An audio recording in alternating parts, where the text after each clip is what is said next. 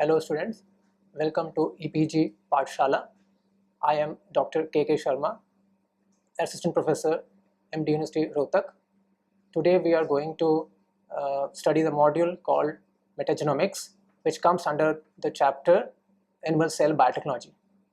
The objective of the modules are first is the timeline between the Leeuwenhoek and the modern era of genomics, and next one will be studying about the unculturability of the microbes. Third we'll be looking into the reason for unculturability. Then we'll be also looking into the method of studying metagenomics. Next we will be saying the gut metagenome, and the next one will be about the biotechnological aspect of metagenome, and which will be followed by the proteome and the transcriptome. Here we will study about metagenomics and the discovery of metagenomics. Metagenomic word was coined by an American microbiologist named Jo Handelsman. She coined the term metagenome, and according to her, the prediction was that 99.9% of the microbes are uncultivable or yet to be cultured. Earlier, metagenomics was basically focused on the isolation and the cloning of the environmental samples on the basis of, and it was screened on the basis of either the sequence or on the basis of the functional aspects. But after the pre-genomic era, now metagenomic is basically focused on the sequencing of whole microbiome, or you can say whole environmental sample as such, and so it is also termed as known as community genomics or environmental genomics. Metagenomics earlier was basically based on the sequence based or the function based, but now after the discovery of or invention of polymerase chain reaction and the knowledge of the genomics, we are free to design primers and we are free to amplify our own gene of interest. So now it is basically focused on community genomics as well as the genes of some biotechnological potentials, for example enzymes or antibiotics. Meta in metagenomics. Genomics determines the complete genetic complement of an organism by high throughput sequencing of the base pair of its DNA. Metagenomics, by contrast, involves sampling the genome sequences of a community of organisms inhabiting a common environment. Metagenomics provides a relatively unbiased view not only of the community structure, which is also known as species richness and distribution, but also of the functional, which is metabolic potential of a community. Modern microbiology, a pure culture is not enough. One of the indicators that cultured microorganisms did not represent much of the microbial world was often observed a great plate count anomaly, the discrepancy between the size of population estimates by dilution plating and by microscopy. The discrepancy has been found to be particularly dramatic in examples like some aquatic environments in which plate count and viable cell estimate by acridine orange staining can differ by 4 to 6 order of magnitude, and in soil in which 0.1 to 1% of bacteria are readily culturable on common media under standard conditions. Work on the diversity of soil bacteria demonstrated with DNA-DNA reassociation kinetics, which was given by Jo Handelsman, an American lady who has proposed the term metagenomics. The complexity of the bacterial DNA in the soil was at least 100-fold greater than could be accounted for by culturing. Advances in molecular technique were applied to microbial diversity description and granted access to a new uncultured microbial community, or we can say a microbial community which is yet to be cultured. Example of few techniques, molecular biotechniques, which were responsible for the evolution of metagenome was polymerase chain reaction, which is also known as PCR, which is nothing but genome photocopier. Second is the ribosomal DNA cloning and sequencing, which was given by Pace. Third is fluorescent in situ hybridization, which is also known as FISH, FISH. Next is denaturing gradient gel electrophoresis, DGGE, and TGGE, and finally restriction fragment length morpholopy, RFLP. There are other techniques, for example, advancement in genome sequencing, or we can say the next genome sequencing has revolutionized the metagenomic concept. Now let us see the timeline of metagenomics. The timeline of metagenomics is very important to understand that how metagenomic has evolved from the discovery of single cell by A.V. Leeuwenhoek to the next generation sequencing, where the whole community genomics have been given. In the year 1676, A.V. Leeuwenhoek was the first person to see bacteria or protozoa, and he's also known as father of microbiology or father of bacteriology. He developed a very simple microscope with two adjustable lenses, and which was separated by certain distance to observe the mouth microflora. After that, in 1888, Robert Koch was the first person to culture these bacteria using artificial solid cultures, and later on media was also formulated to purify the pure culture from environmental samples. Later on in 1931, Norsky microbial ecology experiments, where he has proposed several geochemical cycles, and he has also proposed a mechanism of chemosynthesis. Later on in 1977 was a landmark in the era of, which has started the era of metagenomics. This was the discovery of 16S ribosomal DNA sequencing method given by Carl Woese, and in the same era, Frederick Sanger, in the year 1977, he has developed the method of DNA sequencing using dideoxy method. The period of Sanger and Carl Woese has revolutionized the people to think about the community genomics and to think about the microbes which are yet to be cultured or which were very recalcitrant to the cultivation techniques. Later on in 1980, Torvix was the first person to isolate DNA from the environmental sample and to digest the sample successfully. And in the year 1983, Kary Mullis invented a PCR or a thermocycler, which has again revolutionized the era of metagenomics by amplifying environmental sample using conserved ribosomal DNA primers.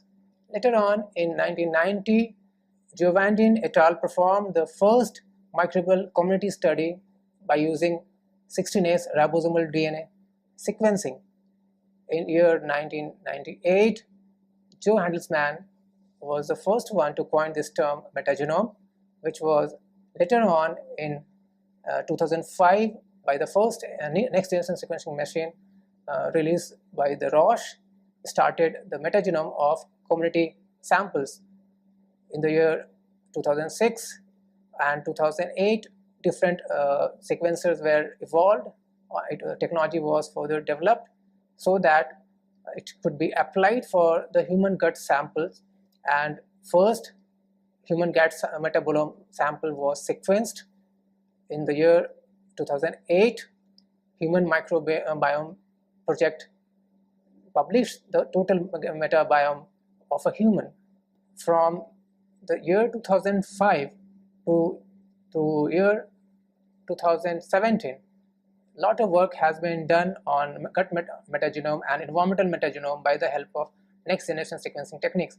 The advancement in next generation sequencing has further improved the learning of the environmental samples, and it was also the reduction in the cost of sequencing which has inspired the people to work on the environmental samples, and which has further evolved the study in the metagenomics topic. Reason for unculturability of the environmental sample. In nature, microbes has different requirement. They need a different environment, pressure, temperature, which we can't mimic in artificial system in the lab in a petri plate, or we can't develop a media which is universal for each and every microbes present in the nature. So that is the reason we can't culture all the microbes present in the environment. So this is one of the reasons. In nature, microbes go under regular succession, as we have seen in ecology, which is not possible in a petri plate or in artificial media, and the different component, different factors which are they may be known, they may be unknown, which we can't mimic in an artificial system. Moreover, we don't know the exact quorum sensing mechanism that might be followed by the microbes in the nature. They may interact among themselves through some chemical signaling, which we don't know. The product of one microbe may be the subset of another microbe. These are also unknown. So that is the reason we are not able to culture a microbe in artificial system. Now let us see how to do metagenome, how to culture metagenome. The only way to know the genomic constituent or the microbe in the nature is to collect the total DNA from the environmental sample. We can isolate total DNA from the environmental sample, and we take a vector and we make a shotgun library or meta library. That library is transformed into a competent cell which is of E. coli, any strain of E. coli depending on the vector type, and the vector also depends on our application, whether it has to be plasmid vector or cosmid vector or a phosmid vector. We can also choose a back vector.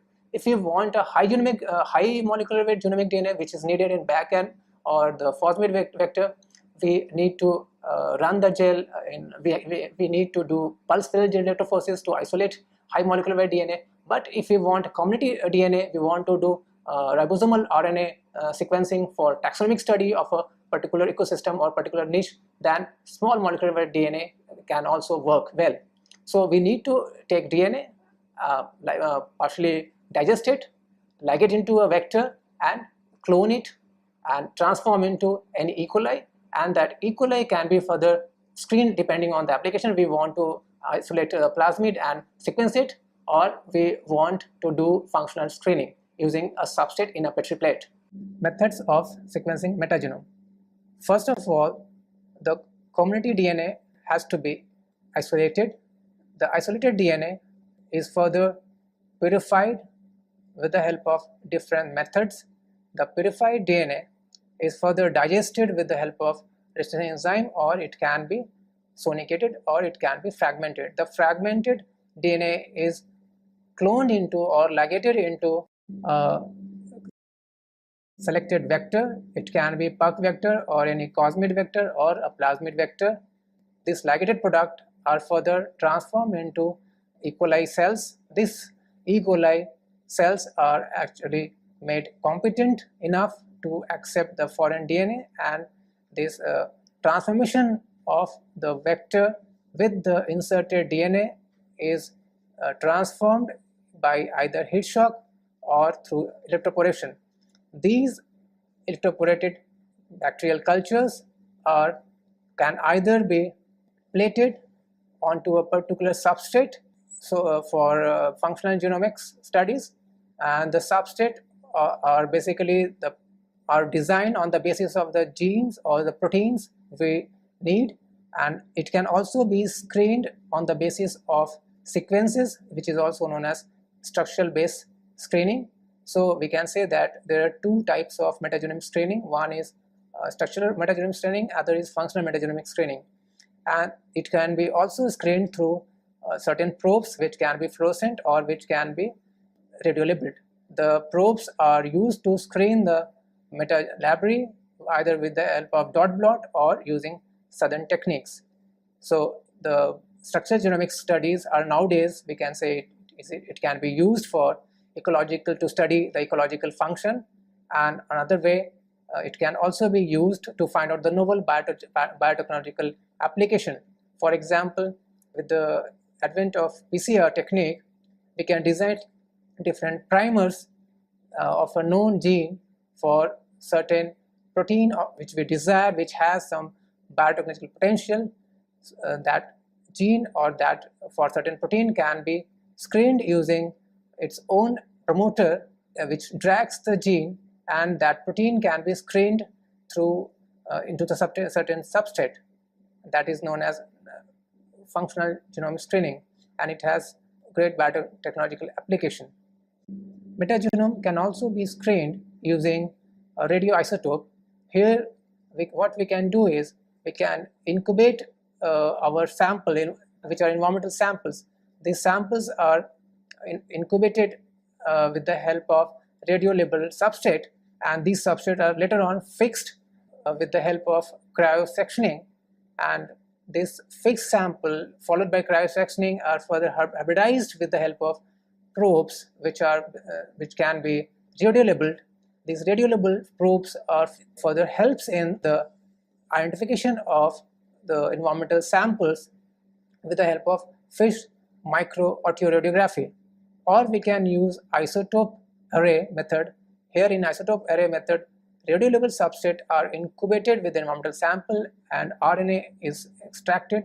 This total RNA is further fluorescent labeled with the help of certain fluorescent probe, and they are hybridized to the array of different genomic DNA, and these hybridized array can be either fluorescent or it can be radio labeled, and which can be studied with the help of radioactivity or fluorescence techniques. The method has been given by Dumont and Morrell, which was published in Nature Review Microbiology in 2005. Another method which has been used successfully to study metagenome is a DNA-based stable isotope probing method. And here C13 phospholipid fatty acid, which is also known as PLFA, has been used for analysis. Here what people have done is C13 radiolabeled substrate is injected into a container containing environmental samples, and they are enriched for a few days. Later on, the sample is harvested and total DNA is extracted. This DNA is known as the metadNA. This harvested DNA are put into the centrifuge tube, and they are separated on the basis of their molecular weight.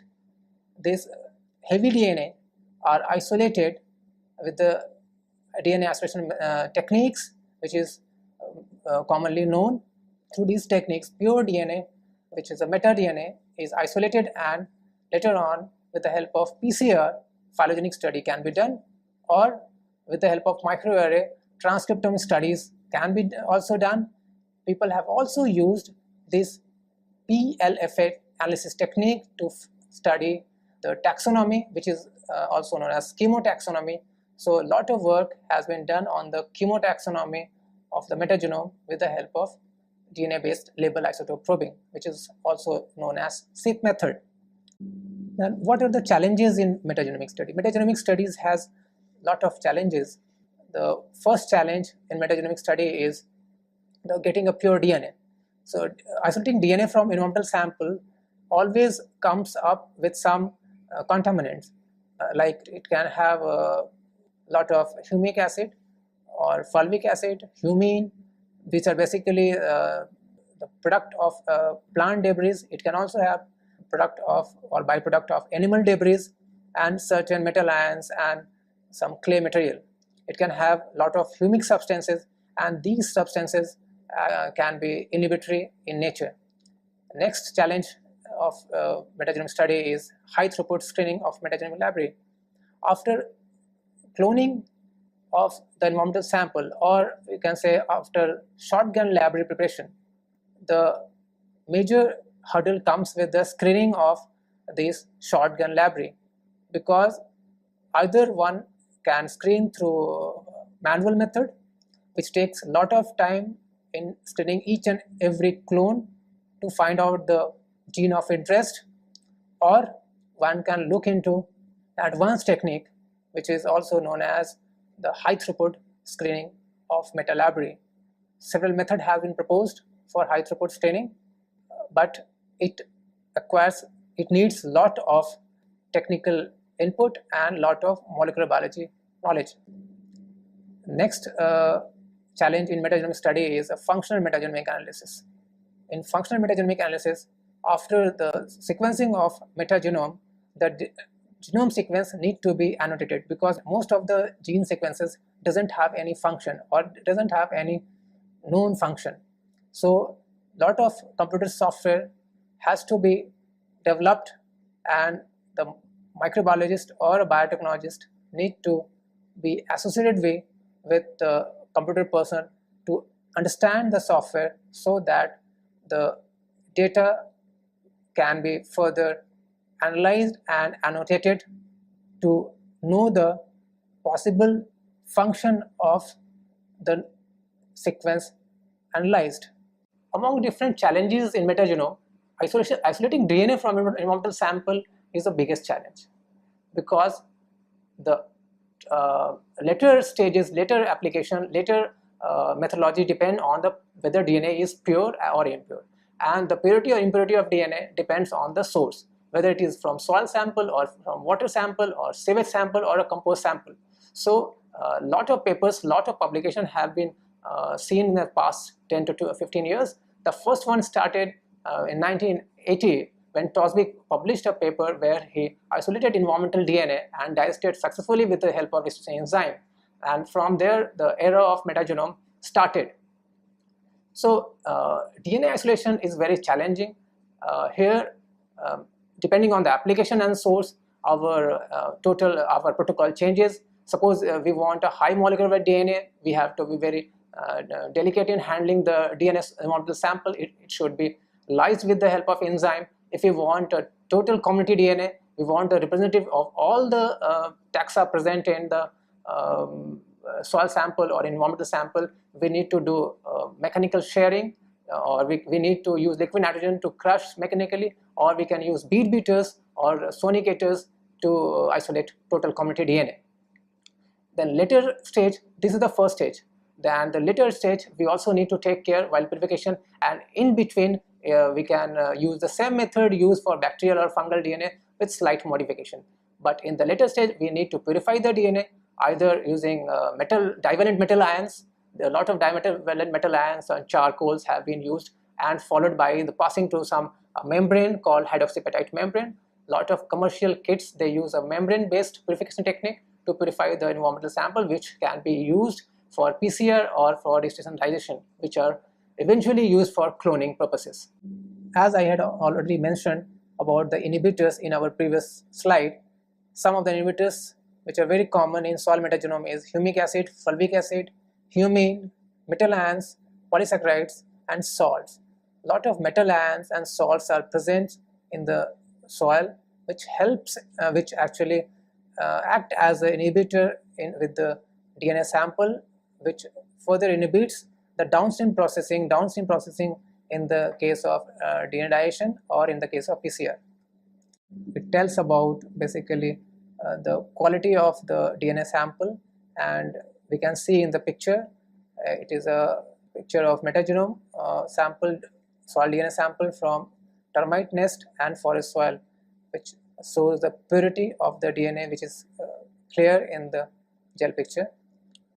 Plasmid method library preparation is one of the method to ligate our environmental sample after digestion to prepare the library, so that this library can be screened with different method, which I had already explained in my earlier slides. This slide clearly shows about the zone of hydrolysis of certain hydrolytic enzymes which were screened through metagenome screening. For the analysis of, or for the screening of, we can say of industrial enzyme, there are certain parameters which should be taken care of. For example, activity of enzyme or stability of the enzyme, and specificity of the enzyme, and the efficiency of the enzyme.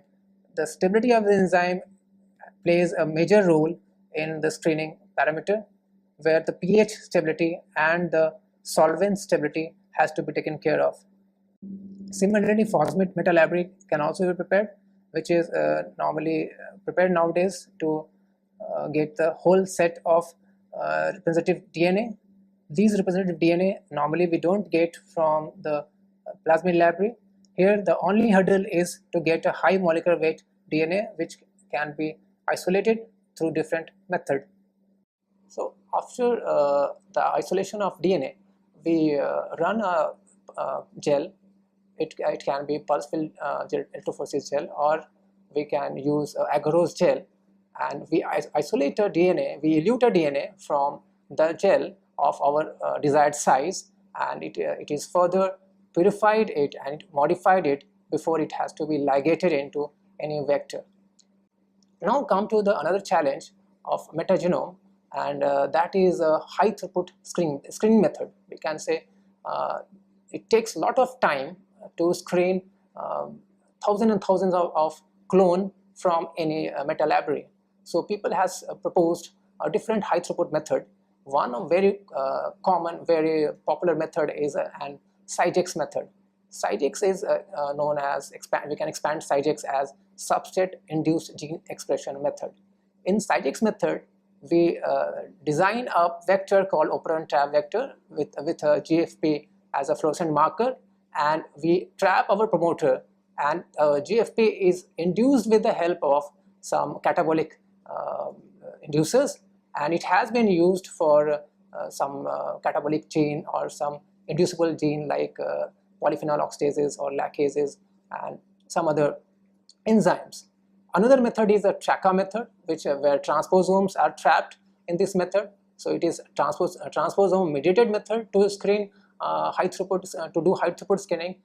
In the case of Cytix method, we take help of flow cytometry. So flow cytometry is used, FACS is used to screen induced promoter gene, induced gene, and it is further retrieved through the flow cytometry cell using detector, and it can be further cloned into a petri dish. We are going to study about gut metagenome. Gut metagenome came into the picture after the discovery of, or we can say after the paper published by Gill et al. In 2006 in the journal called Science, where they had done the metagenomic analysis of human distal gut microbe. We know that the insects and animals have different food habits. They basically survive on the lignocellulosic substrate, for example, cellulose or hemicellulose like xylem. So, but it has been found that the insects and, like for example, termites and moths, as well as ruminant and semi-ruminant animals, they don't have the enzyme called xylanase or cellulases to break this high energy bond. So how do they assimilate, how do they digest these foods? They have a gut microflora rich in enzyme which can produce, rich in enzyme called xylanases, different types of xylanases, different types of cellulases, and polyphenol oxidases. We can break this lignocellulosic substrate into the simpler form. Very interesting metagenomic study was reported earlier, that what people did, they did the gut metabolome studies. They sequenced the whole microbial genome from human gut, and they got very interesting results. They found that the total number of cell present, bacterial cell or microbial cell present in the gut is 10 times more than the our own human cell. And taking together the genome, total genome of the bacterial metagenome of bacterial cell, they are around 1,000-fold, or we can say not 1,000-fold, but it's 100-fold more than the human genome. So it means that most of our function, human function, metabolic functions are done with the help of microbes. So microbes act as gut microbes act as a organ. So there is an organs concept with the gut microbe. Most of our function, like vitamin synthesis of some vitamins, or even people have found that the reason for obesity is also the gene is not present in human, but it is due to the type of microflora. So after metagenome, they found that our gut is rich in certain firmicutes or some other gamma proteobacteria. The result of the gut metagenome suggests that our microbiome has significantly enriched metabolism of glycans, amino acids, and xenobiotics, methanogenesis, and 2-methyl-D-erythral 4-phosphate pathway, mediated biosynthesis of vitamins and isoprenoid. Comparisons of the distal gut microbiota of genetically obese mice and their lean littermates, as well as those of obese and lean human volunteers, have revealed that obesity is associated with the challenges in relative abundance of two dominant bacterial divisions, the bacteroids and firmicutes. The interesting result was that obese microbiome has an increased capacity to harvest energy from the diet. The composition of gut microbiome depends on age, diet, and pathologic state. The colonization of the gut mice with an obese microbiota resulted in the significantly greater increase in total body fat than colonization with the lean microbiota. Gut microbiome has a lot of health benefits. For example, gut microbiome metagenomic study has been used to understand some chronic disease like inflammatory bowel disease or IBD, Crohn's disease, obesity, and cancer. In future, it can be used in personalized medicine and personalized nutrition. Metaproteomics and metatranscriptomics has also been worked nowadays, but there are different challenges with metaproteomics and metatranscriptomics, and the challenges are the purity of the sample or the sample are degraded very soon. The functional gene expression in microbial ecosystem can be studied with the help of metaproteomics or the metatranscriptomics. There are reports of metaproteome and metatranscriptome, but there are challenges with metaproteome and metatranscriptome because the DNA are very robust molecule, but protein and RNA are not that stable because RNA shelf life is very less and they are prone to degradation. So, but people had attempted to clone transcriptome or clone total RNA from the soil sample and study the differential gene expression studies, and they had also isolated purified protein from involved samples, and they had studied the protein total community protein sample to fix the function of to study the function of a particular ecosystem or particular niche with the help of either liquid LC-MS method or with the help of multi-TOF method. Biotechnological prospect of metagenomics. In earlier days of metagenomics, people were majorly focused on the biotechnological application, and people from enzymology or enzyme biotechnology were majorly the key player in the metagenomic studies of environmental samples. Some of the biocatalysts and the bioactive compound which were obtained from soil-derived DNA libraries were agarose, alcohol oxidase, oxidoreductase, amidases, amylases, DNases, biotin synthase, lipases, lacases, proteases, and several type of cellulases. Let's summarize this module. So the metagenome starts from the pre-genomic era to the post-genomic era, and a lot of challenges has been seen that need to be addressed while working on metagenome. We had found that first challenge is the DNA isolation, then cloning into a particular vector and its screening, or we can say it's high throughput screening is another challenge. Another challenge which came after the post-genomic era was we got huge amount of data because of the reduction in the sequencing cost and because of the next generation sequencing, and that data need to be managed, that data need to be annotated because most of the functions from metagenome ORFs are unknown. So a lot of software and lot of modules are prepared, lot of bioinformatics work need to be done to manage those samples. Then comes with the gut metagenome, sampling a gut metagenome, taking a representative gut metagenome and studying with different age groups is another challenge. And if this challenge are met, I think this metagenome can help to know some of our function which was unknown till date, in whether in the human related to human or with related to environment.